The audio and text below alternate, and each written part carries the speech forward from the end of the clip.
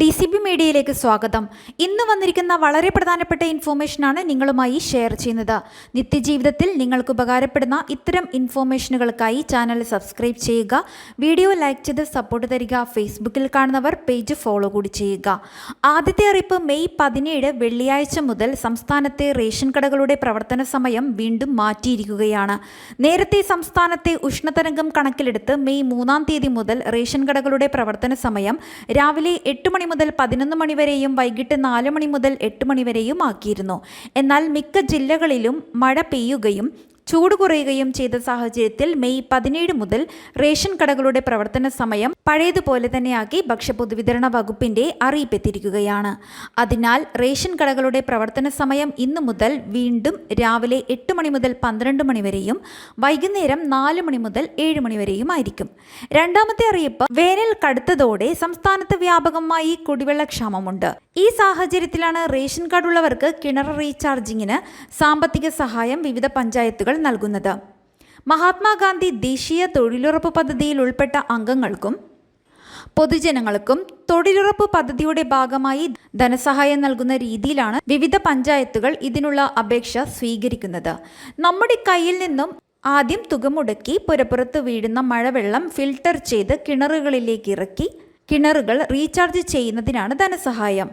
കേന്ദ്ര സർക്കാർ നൽകുന്ന ധനസഹായം പഞ്ചായത്ത് വഴി നമ്മുടെ അക്കൗണ്ടുകളിലേക്ക് എത്തിച്ചേരും. അപേക്ഷയോടൊപ്പം റേഷൻ കാർഡ് കോപ്പി, തൊഴിലുറപ്പ് കാർഡ്, മേൽവിലാസം തെളിയിക്കുന്ന രേഖകൾ എന്നിവ സമർപ്പിച്ചു കഴിഞ്ഞാൽ ഈ പദ്ധതിയുടെ ആനുകൂല്യം 8000 രൂപ വരെ നമുക്ക് നേടിയെടുക്കാവുന്നതാണ്. വീടിന് മുകളിൽ പെയ്യുന്ന മഴവെള്ളം ഫിൽട്ടർ ചെയ്ത് കിണറുകളിലേക്ക് ഇറക്കുന്നതിലൂടെ നമ്മുടെ ജലസ്രോതസ്സുകൾ വറ്റി വരളുന്നത് ഇല്ലാതാക്കുന്നതിനും ഭാവിയിൽ വേനൽക്കാലത്തും കിണറുകൾ വറ്റാതെ എപ്പോഴും കുടിവെള്ളം ലഭിക്കുന്നതിനും ഈ കിണർ റീചാർജ് സംവിധാനം പ്രയോജനം ചെയ്യുന്നുണ്ട്. അടുത്ത അറിയിപ്പ്, കടുത്ത ധനപ്രതിസന്ധിക്കിടെ കടമെടുപ്പിനുടൻ അനുമതി ആവശ്യപ്പെട്ട് കേന്ദ്രത്തിന് സംസ്ഥാന സർക്കാർ കത്തയച്ചു. സർക്കാർ ജീവനക്കാർ കൂട്ടത്തോടെ വിരമിക്കുന്ന ഈ മാസം ആനുകൂല്യങ്ങൾ നൽകുവാൻ 7500 കോടിയോളം രൂപ ആവശ്യമുള്ള സാഹചര്യത്തിലാണിത്. അനുവദിച്ച 3000 കോടി വായ്പ മുഴുവൻ സംസ്ഥാനം എടുത്തിരുന്നു. 15000-ലേറെ സർക്കാർ ജീവനക്കാരാണ് ഈ മാസം വിരമിക്കുന്നത്. ഇത്രയും പേർക്കുള്ള വിരമിക്കൽ ആനുകൂല്യങ്ങൾ നൽകുവാൻ മാത്രം 7500 കോടിയോളം വേണം. ഏപ്രിൽ മുതൽ മാസം തോറും ക്ഷേമ പെൻഷൻ നൽകുമെന്ന് പ്രഖ്യാപിച്ചെങ്കിലും 6 മാസത്തെ ക്ഷേമ പെൻഷൻ കുടിശ്ശികയാണ്.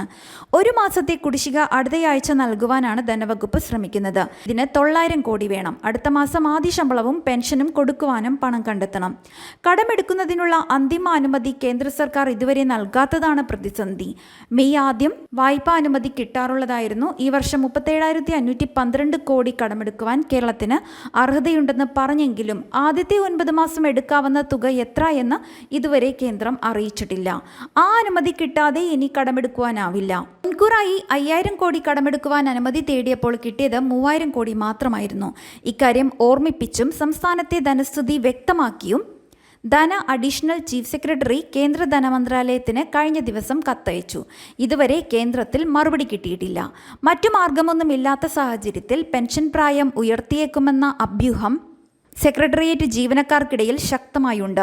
ഇതുവഴി വിരമിക്കൽ ആനുകൂല്യങ്ങൾ അടുത്ത വർഷത്തേക്ക് നീട്ടിവെക്കുവാൻ കഴിയും. എന്നാൽ LDFന്റെ നയപരമായ തീരുമാനം വേണ്ടതിനാൽ പെൻഷൻ പ്രായം നീട്ടൽ ഇപ്പോൾ അജണ്ടയിലില്ലെന്ന് ധനവകുപ്പ് വൃത്തങ്ങൾ വ്യക്തമാക്കി. ഈ ഇൻഫോർമേഷൻസ് മറ്റുള്ളവർക്കും ഷെയർ ചെയ്ത് നൽകുക. മറ്റൊരു വീഡിയോയുമായി വീണ്ടും കാണാം.